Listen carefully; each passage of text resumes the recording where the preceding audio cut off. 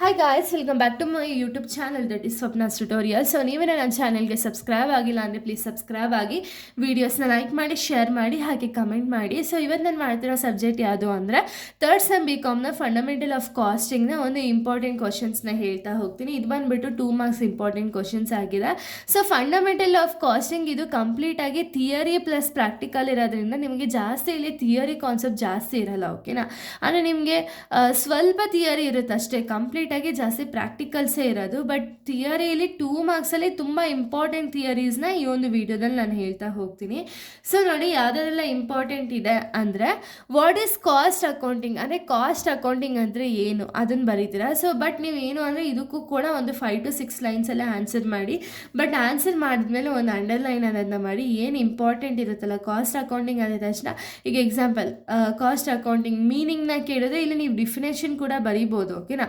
So definition ಬರೀಬೇಕಾದ್ರೆ ಈಗ example according to ಯಾರೋ ಒಬ್ಬರ ಹೆಸರು, ಓಕೆನಾ, ಅವ್ರ ಹೆಸರನ್ನ ಅಂಡರ್ಲೈನ್ ಮಾಡ್ತೀರಾ, ಅವ್ರು ಏನು ಹೇಳಿದಾರೋ ಅದನ್ನು ಅಂಡರ್ಲೈನ್ ಮಾಡ್ತೀರಾ, ಓಕೆನಾ. ಈ ರೀತಿ ಕಂಪ್ಲೀಟಾಗಿ ಬರೀಬೇಕಾಗುತ್ತೆ. Next give the meaning of cost centre. So cost ಸೆಂಟರ್ದು ಒಂದು ಮೀನಿಂಗ್ ಏನಿದೆ ಅದನ್ನು ಬರೀತೀರಾ. ಕಾಸ್ಟ್ ಸೆಂಟರ್ ಅಂದರೆ ಏನು ಅನ್ನೋದನ್ನ ಬರೀತೀರಾ. Next what is material cost. So material cost ಅಂದರೆ ಏನು ಅದ್ರ ಮೀನಿಂಗ್ನ ಬರಿಬೇಕಾಗುತ್ತೆ. Next define overheads. So overheads ಅಂದರೆ ಏನು ಅದನ್ನು ಬರೀತೀರಾ. ಇದೆಲ್ಲ ನೋಡಿ, ಇದೆಲ್ಲ ನಿಮಗೆ ಕಂಪ್ಲೀಟಾಗಿ ಫಂಡಮೆಂಟಲ್ ಆಫ್ ಕಾಸ್ಟಿಂಗಲ್ಲೇ ನಾನು ಅಪ್ಲೋಡ್ ಮಾಡಿದ್ದೀನಿ, ಓಕೆನಾ. ಆನ್ಸರ್ಸ್ ಎಲ್ಲ ನಿಮಗೆ ಫಂಡಮೆಂಟಲ್ ಆಫ್ ಕಾಸ್ಟಿಂಗಲ್ಲೇ ಸಿಗ್ತಾ ಹೋಗುತ್ತೆ.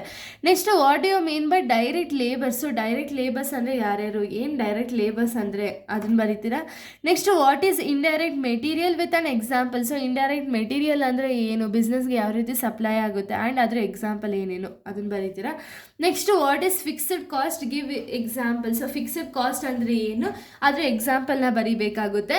Next give the meaning of reconciliation statement ಅಂತಲೂ ಕೇಳ್ಬೋದು, ಅಥವಾ ಬ್ಯಾಂಕ್ ರೀಕನ್ಸಿಲಿಯೇಷನ್ ಸ್ಟೇಟ್ಮೆಂಟ್ ಅಂತಲೂ ಹೇಳಿ ಕೇಳ್ಬೋದು, ಓಕೆನಾ. Next what is labour costing. So labour costing ಅಂದರೆ ಏನು.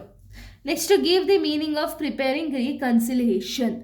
ಒಂದು ರೀಕನ್ಸಿಲೇಷನ್ನ ಯಾವ ರೀತಿ ಪ್ರಿಪೇರ್ ಮಾಡ್ತೀರಾ ಅನ್ನೋದನ್ನ ಬರೀಬೇಕಾಗುತ್ತೆ. Next state the classification of cost according to behaviour. So ಕಾಸ್ಟ್ನ ಬಿಹೇವಿಯರ್ ಬೇಸಿಸ್ ಮೇಲೆ ಯಾವ ರೀತಿ ಕ್ಲಾಸಿಫಿಕೇಷನ್ ಅನ್ನೋದನ್ನ ಮಾಡ್ತೀರಾ ಅನ್ನೋದನ್ನ ಬರೀಬೇಕಾಗುತ್ತೆ.